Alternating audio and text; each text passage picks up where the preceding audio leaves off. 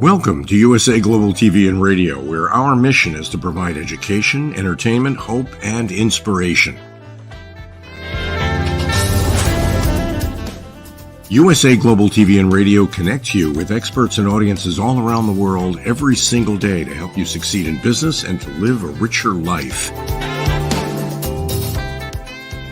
Visit us at usaglobaltv.com to learn about career and life-changing training and mentoring programs like the Listening Mentor. Subscribe to our newsletter to stay informed about our special programs and offers. Discover how you can become a guest on one of our shows or a host or producer of a USA Global TV and Radio show of your very own. That's USA Global TV and Radio, where the doctor is always in.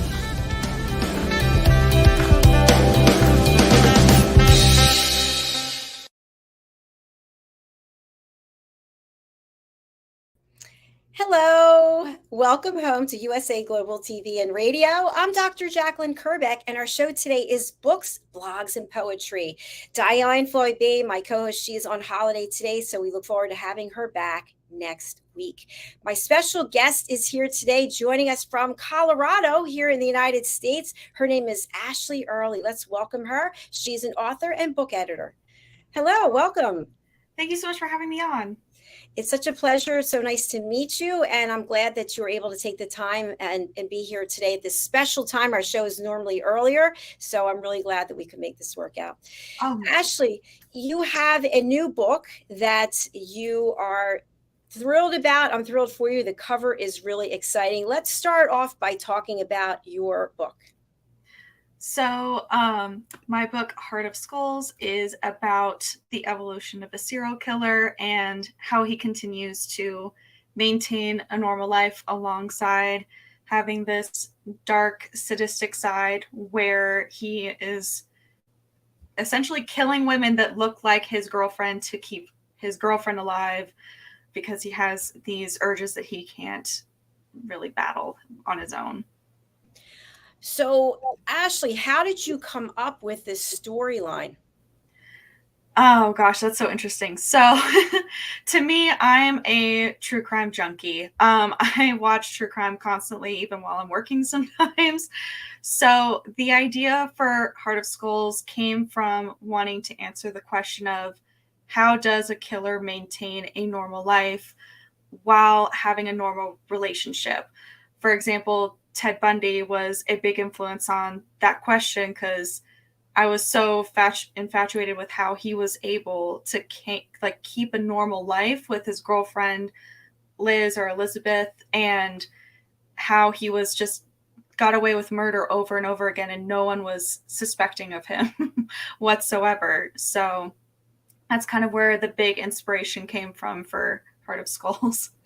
You know, it's funny when you mentioned that. I saw that movie myself, and I thought that was interesting too, that he could have a regular life and commit all these crimes. Yeah, like how do you have this one persona at home and then out in public you're doing all of these, well, I guess not necessarily in public, but you know, getting away with all of these other things and no one has any idea that you're behind them. So when you were preparing to do this writing, did you have to do a lot of research about the mind of someone who is a serial killer? I did, and I'm sure I'm on some kind of list for all the things that I had to research in addition to that. There was this really cool documentary on HBO that really helped me capture how I think that kind of mind would work. So I can't remember the exact name of the documentary, but it was something about psychology and minds of a criminal. And was one of the biggest, most helpful documentaries that I watched during the process. And I'm just wondering, because I love true crime also. I love Law and Order, SVU, and that's not true crime per se, but made, I think, along the lines of stories that have already happened. When you're writing this, did you have any sense of heaviness, or was it drawing on you emotionally because you're talking about a dark subject? It definitely did. I would say that while I was writing it, I was more focused on how I used language and how I described the things that were happening and the murders, because that was, while it was brutal, I was more focused on diction rather than the content. But once I started editing the book, that kind of content became a lot heavier, and because I had to like actually dig into the story, make sure that everything flowed the way it should, and I had to focus in on those scenes that were really heavy and just a lot to take in for anyone. That's one of the main reasons why I include trigger warnings on my in the book as well. Thanks for sharing that, Ashley. And you talked about editing, and I know as an author, that is such an important part of the work, because I know with my own writing, I use the word that, THAT, and one of my editors, you use that 52 times in one chapter. But what's it like to edit your own work? It's interesting. So I am an editor myself, and what I usually focus on is developmental editing, which is looking at the content and the big picture of what your novel is trying to accomplish. So instead of completely doing it all by myself, I did have a couple critique partners helping me with the process. And I was also performing a developmental edit on my own book, because it had been so long since I had touched that story that I felt like I could handle it like any other client that I normally would. And then with that, it's actually off with my own editor, who is doing the line edits, formatting, and proofreading. So I'm not doing everything by myself, because I do not believe in being able to catch all those that's. And why I have you on Spotlight, for people who don't know, what is line editing? So line editing is where you go in and you focus on all of like every individual line and what it's trying to accomplish, if it flows well, making sure that there's no repetition or redundancy, and just kind of making sure that everything flows well line wise. Such an important part of the process. I think sometimes people think you just sit down at your table and you just write something, you put it up on Amazon, and that's not the case. So in your case, you actually have a publicist, and many people they've been on this program and they've said, I've thought about it. What are some of the advantages and the value of having a publicist? Oh my goodness. For one, having a small business, I do not have endless amounts of time. So it's been very helpful to have a team working in the background for me and scheduling interviews such as this and other podcast interviews, and being able to promote my book in a way that I have not been able to achieve with whether it's time or audience. Like, I want to have a wider reach, and they have been able to help me with that so much. And they're actually going to help me out with PR boxes, which is something that I thought I was going to have to do on my own. So I'm very happy to have a team of people, because I feel like being an author can be such a lonesome like career to get into, but having a team by your side and behind you can be so helpful and so invaluable. Excellent points. And I think one thing that people may not realize is that in addition to the writing of the book and the publishing of the book, the marketing piece is huge. It's huge. If you want to get like figuring out your target audience is something that I always push with my clients, because if they don't understand their genre that they're writing in, then they're going to promote to the wrong kind of audience that they're trying to get on and want to read their book.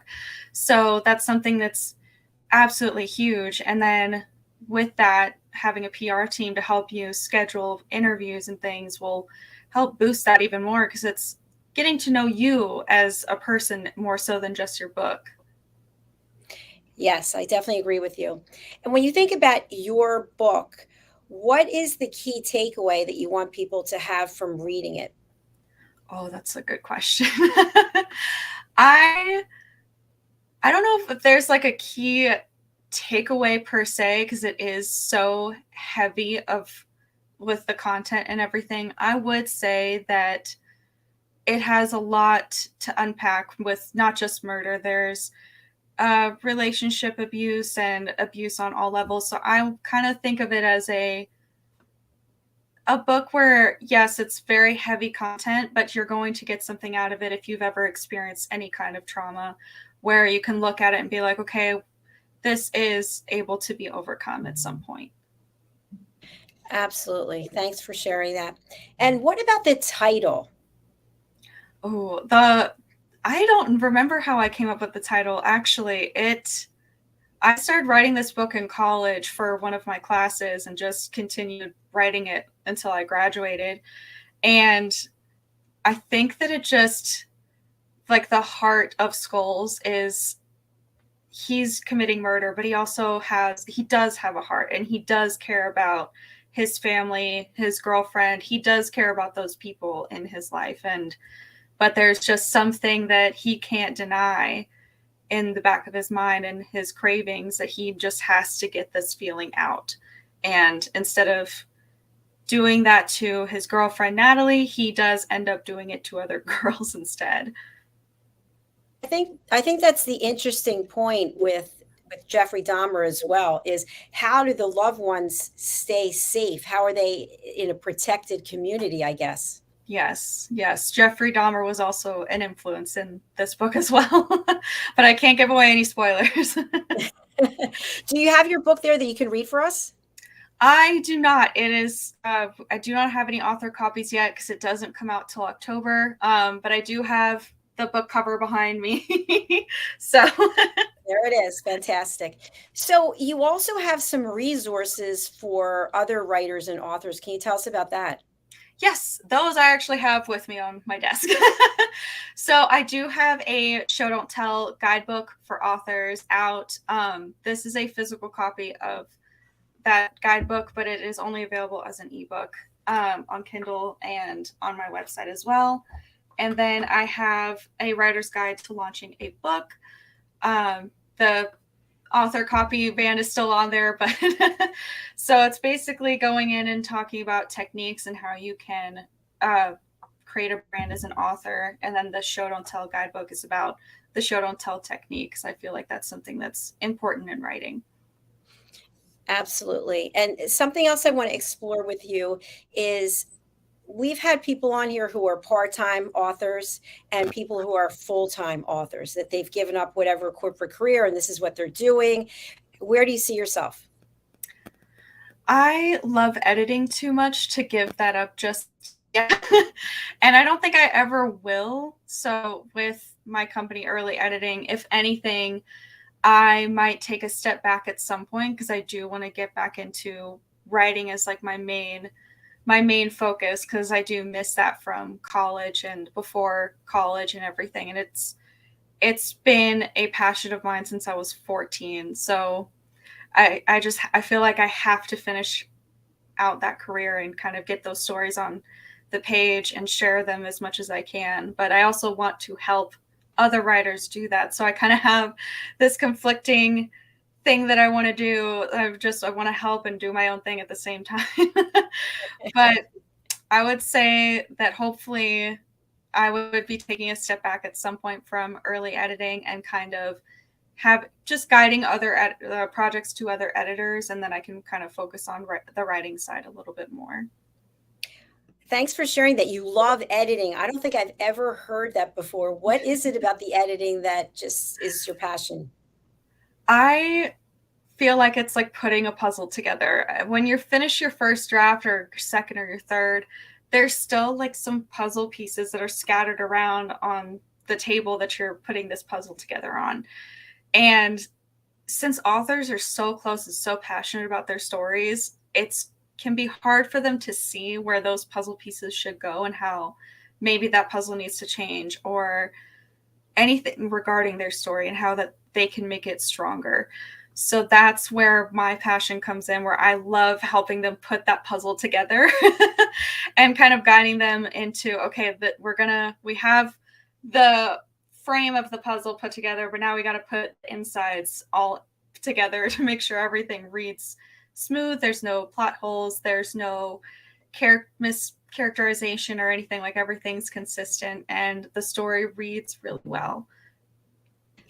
Would you say that there are two of the areas that people usually make mistakes, where there's one character here, then they're not here, then they come back, or they were going on a fishing trip and somehow they ended up in a boxing match? Like, it just doesn't make any sense. I haven't had too much of that happen. Maybe like 1 or 2 books that kind of did that.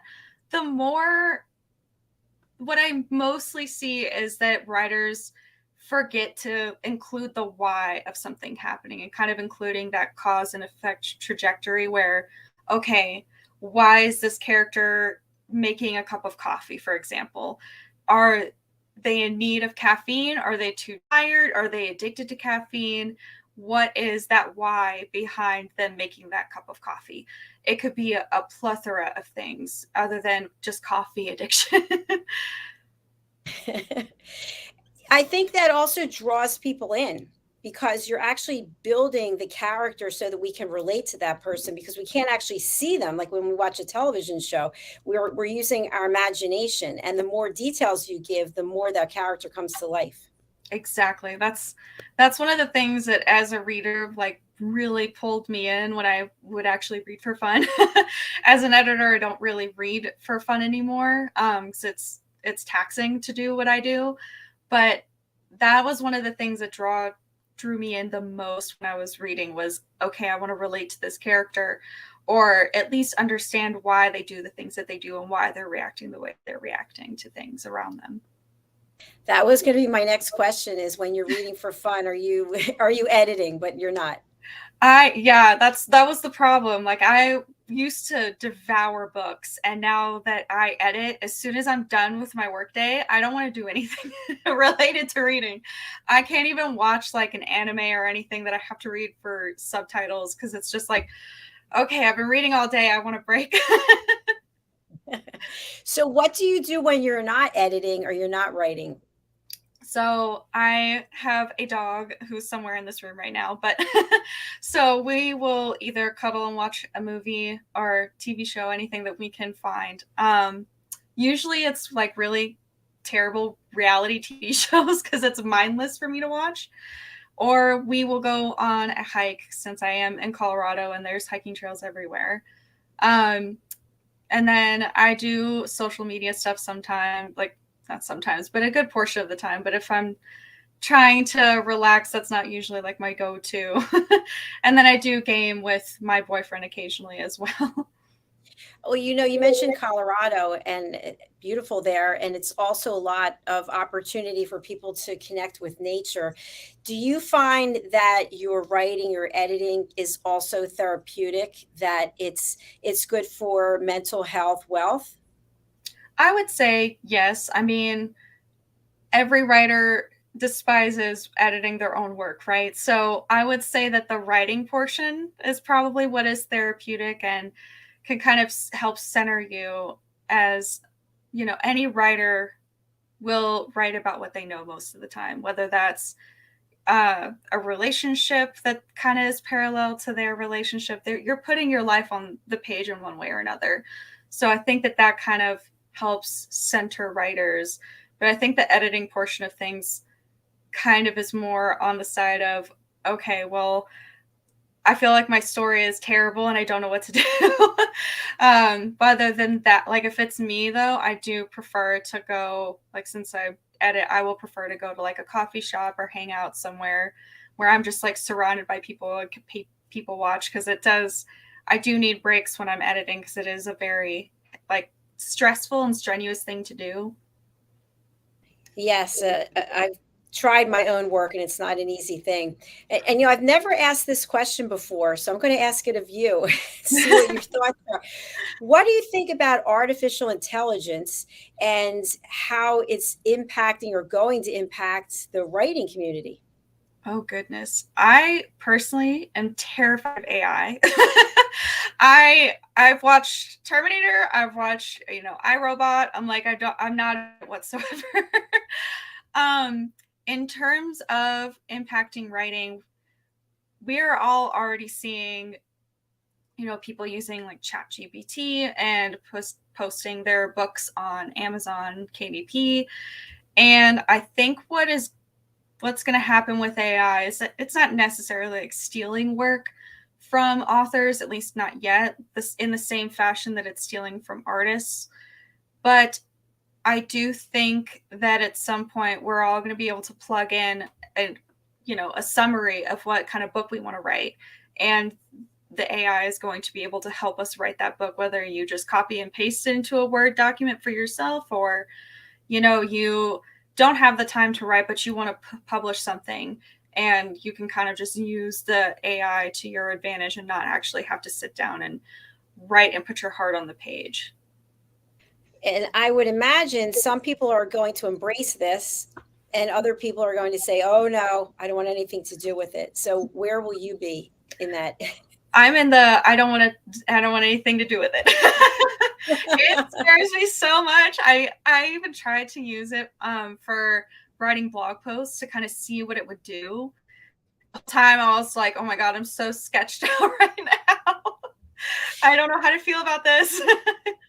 So it was the experience of it, or how quickly it came up with the information? How quickly it came up with information, because so if you Google like an editor, usually what will happen is they'll like information for editors with traditional publishing houses will come up.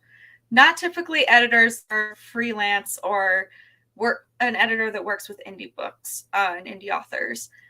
But the AI knew exactly what I was talking about when I would type in editor. It did not bring up any traditional publishing house thing in it. It was all about freelance editing, and all I put in there was editor or book editor. So it really freaked me out. It is interesting. Who knows where it's going to go? But I was reading up about it because one of our team members mentioned it to me, and apparently it's been around since November of, I don't know if it was, I guess last year, and millions of people are using it. So it'll be interesting to see how it affects the industry. But we're here today and we're writing by hand and writing on our computer, whatever the case may be. So you have these two reference guides for people. Can you share something about it? Can you read from it, from either one? Oh, sure. It might be easier to do the writer's guide to launching a book, because in the show don't tell, it's mostly like, this is what you should do versus what you shouldn't do. So it's like, don't tell this, show this, and show it in this fashion instead. So the writer's guide to launching a book is basically about how to use social media and create a author platform for yourself, and how to market your books, how to market yourself as an author, and how to use different platforms. So I'll have Facebook and TikTok and stuff like that in here about how you can promote yourself as an author. So the opening is why this book is for you, and let's just jump into it. Whether you are traditionally publishing or self-publishing, this book is for you. Marketing yourself as an author and spreading the word about your book are important from both standpoints. Marketing and promotion are expected to be done by the author, even if you aim for the traditional publishing route. Publishers choose very specific books to assign extensive marketing to, and while some debut authors receive marketing via the publishing house, it's a gamble whether your book is going to receive that kind of treatment, since debut authors typically are not given the same kind of promotion and push that popular authors such as like Sarah J. Maas would get. So that's it's a guide of how to go in and do use those social media platforms to your advantage as an indie author or a traditional author, depending on which route you're going. Thanks for reading that. I appreciate it. When you come to social media marketing, and I'm on social media all the time, I mean, literally all day posting, I'm sure you're on quite often. What are some of the key takeaways that are check marks, good things that people should do when they're posting about their book or their work on social media? Being snippy with it. So I would say that's like the number one thing. If you're going to talk about your book or yourself, you need to be very snappy with how you get the information out there, because people are not very attentive anymore. We have very short attention spans. So the shorter and quicker you can get information into a TikTok, for instance, the better that TikTok is going to do. Same with if you're promoting yourself on Instagram, for example. If you're going to write a bio in a post, it shouldn't be super long. For example, you could do, here are 5 things about me, or here are 10 things about me, and then kind of break it up so people are able to digest that information in a quicker fashion. They're great points. And each of the social media platforms has their own algorithm and they have their own audience. I am on TikTok, but I cannot figure it out. So would love for you, because you're on TikTok. Tell us who is the audience on TikTok and what is the best thing to put together? It's a video, right? Yes. So it genuinely depends on what you're trying to achieve with your TikTok. So that's to your audience. So if you're an author, for example, you don't want to promote to writers or other authors. You want to promote to readers. So you're either going to put together a video that's a short summary of what your book is about with like cool photos in the background, or you're going to use a quote with either someone turning pages in the background, or maybe a moving image or something like that, or cool snapshots that you got from Pinterest that are your book inspiration, something like that. And that's how you're going to get the attention of readers. But if you're looking to target to other writers, maybe you're, marketing to try to get writers' attention, since that's kind of what I do as well with being a book editor. I'm looking for writers as well as readers, depending on what I'm trying to do that day. And with promoting to writers, you kind of want to give them information that can be helpful to them, especially if they're a newbie writer. So that's how you kind of get traction with it. But the algorithms change all the time. Yeah, that's so valuable what you shared there. And I don't know what percentage of people, I'm going to say some subset of people have no idea about the algorithms. They are not aware that only the same people are getting to see their posts, or they're not aware of the fact, like YouTube, for example, they're constantly changing it up. And you really have to work with people who know those specific platforms. Yeah, you do. It's crazy. So to me, TikTok, I think of people dancing and doing crazy things, but that's not really the crux of it. It's because people can get rich over on TikTok. I've heard, people, actually somebody I know, their son's making almost 7 figures a year by putting out these videos. Yeah. So it could be a source of income if you understand the platform and the algorithms. It definitely can. It's just, you have to know so much about the algorithm, or have someone behind you that's going to show you or teach you or post those videos for you to know that they'll know how to make that video blow up. It's just one of those tough things that if you don't know, you need to hire someone that does know. Definitely. And I want to talk about your business because you're also an entrepreneur. And I know it's difficult to have your own business. You're doing editing, which is the crux of your business. Tell people about that and how they can hire you. What does that process look like? So typically I'll go from start to finish. So typically people will see either my social media or they'll find my website, and I have a form on my website that you can fill out your information about your book, what kind of service you're looking for. My website outlines all the services that I provide, which is developmental editing, line editing, and then proofreading. And then I have a package deal as well that includes all of those. So if you're looking to publish by a certain time, we can get through all of those services within about 4 months. So they'll fill out that form, reach out to me. I'll get back to them with a brochure and an outline with a quote to be like, okay, this is when I can fit you in. This is what it's roughly going to be, all that information. And then we'll usually just get a contract going. There's a 20 to 25% deposit that's required to be put down to reserve your spot. We are almost booked for 2023, though. We have, I think, 3 remaining spots, and I think I'm going to open up booking for 2024 in maybe a month or 2. But editors typically book out 3 to 6 plus months in advance. So if you're done with your first draft, that's when you start reaching out to editors, because then you have 3 or 6 or more months to self-edit your book and work on the story and make it what you want it to be before you send it off to a professional. That's so exciting. I wasn't even aware of all of those different steps. So let's take a look at your website. Let me pull that up.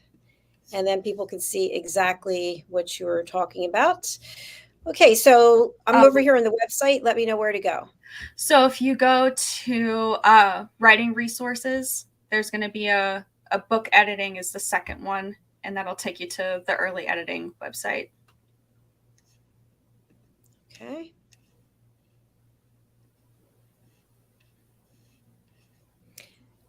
Wow, look how many words you've edited. That's amazing. We're still only seeing the author website too, just so you know. Oh, you are? Yeah. It's so weird. I guess I have to stop sharing and then reshare. Yeah, that's the joy of technology. Let me go back over to editing. Can you see it now? Yes. Okay, so let's come back up here. Okay, so let me know where to go over here. So are you trying to look at services or? Yes, how people can work with you. So they can go right here to book now. Yes, so you can go to book now, or you can go to the contact page at the top. Okay, I'm afraid to go there because it's not going to. Did it go to contact? There we go. Yes, okay. Contact me. So this is the form that someone will generally fill out, giving their basic information, name, email, any message, anything that they want me to know about their book, whether it's a summary or something that they're struggling with. Usually is what they come to me with, where they're like, I don't know how to. I feel like the middle book of my story is clunky and I don't know how to fix it. Help me, please. Something like that. And then they'll put in the genre so I know, and then the desired service that they're looking for as well. And then letting me know if it's a novel, novella, short story, or just a first chapter even. Perfect. And for people who don't know, what is a novella? A novella is a more compact, shorter version of a novel. So they usually range from, I think, 10,000 words to 40 or 50,000 words usually. So you need a lead time of 3 to 6 months, and you've got 3 spots open right now for this year. So if someone's going to publish a book, that you'd have to be publishing it next year then, is that right? Yeah, so for example, we only have two of our spots. One is in October, and I think the other is in December. So if you're looking to publish, earlier next year, early 2024, you would get into either that October or December spot, and then we would work with you within a month, 6 weeks, and kind of turn it back around over to you, and then you would publish at that point. Thank you, Ashley. What advice do you have for anyone who's writing a series? Oh, gosh. Writing everything down. Yeah, I would say writing everything down, like putting outlines and making a big outline of what you're trying to achieve, what the overall arc of this series is, instead of just individual arcs for each book. That way you can see how your main character progresses over the series. You can see how the story progressed over that series as well. So having an outline of, okay, this character's eyes are blue, or this is how this character was in book 1. This is how they finished in book 1. This is how we're going to end book 2 with, maybe the character's very basic example, but maybe in book 1, the character is really happy, feels like their life is fulfilled. And then in book 2, something happens and that's just completely thrown off course and they feel depressed or angry with the world. And, if you have that arc for each book and making sure that they have an overall arc as well for the series. But writing everything down, I think, would be the most important thing. Excellent. Good tip. Thank you. And so your book, Heart of Skulls, is coming out. And how can people purchase that? So it'll be available October 3rd, and it'll be available everywhere. So I've already got pre-order links up on Amazon, iBooks, Kobo, stuff like that. So it's already available for pre-order there. The paperback and hardback should also be available for pre-order in probably a few weeks at this point. But yeah, that's kind of where it's going to be everywhere. I'm hoping to also get it into some bookstores, at least in Colorado, so I can just pop in. And the 2 books that you have that are basically for anybody who's interested in recommendations based on your experience and expertise? Yes. And those are both are available on Amazon. The Show Don't Tell guidebook is only available as an ebook on Amazon. And then the A Writer's Guide to Launching a Book is also available on Amazon in paperback and as an ebook. Thank you, Ashley. Final question I have before I let you go today is the editing process different for something that is an ebook versus a paperback or a hardback? No, so I don't do any formatting in terms of like making sure that it's ready to go off to KDP for an ebook or even as just a paperback. So what we do is basically get the nitty gritty of your novel and go through and edit that in a Word document. And then that author would apply those edits, accept or reject them. And then they would be the ones to format it or hire a formatter to go ahead and make sure that everything looks right for an ebook and then also for a paperback as well, which can be difficult. I do not format my own books because it's a pain. Ashley, how can people reach you? We do have your contact information on the screen, but for people who can't read it or they're listening on a radio platform, how do they reach you and who would you like to contact you? Yeah, so if you're looking for an editor, you would reach out to me at earleyediting.com.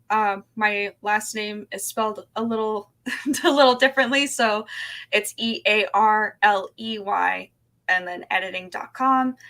And then if you're looking for me again as an editor, I'm on TikTok, Instagram. And then if you're looking for me as an author, it's ashley.earley.com or at Ashley_Earley on Instagram, TikTok, and everything else under the sun. Thank you very much. And I do love that, Early Editing. I think that's a great name for a business. I thought it was a pretty funny pun. Not a lot of people can say it correctly. So it's like it's a gamble for sure. I mean, most of my professors and teachers were always like, Early? I'm like, close enough. Yeah. That's what I said backstage too. So you're early it happens editing. all the time. I do not get offended about it or upset anymore. I mean, it happens constantly. Well, I'm very happy for you and your success, and I wish you all the best. I hope you'll come back and see us again when your next book is out in October. We'd love to have you back. Thank you so much, and it was a joy to be on here. Thank you. Thank you. Bye for now. Bye. Thanks, everyone, for watching or listening. That's it for our shows today. We've been running all day. Please go over to our YouTube channel, USA Global TV and Radio, and click subscribe. We'd love to have you. We have about 40 shows each week, and we welcome you to come in and share your story. Thanks again. We'll be back tomorrow with the United Kingdom news and culture. Bye for now.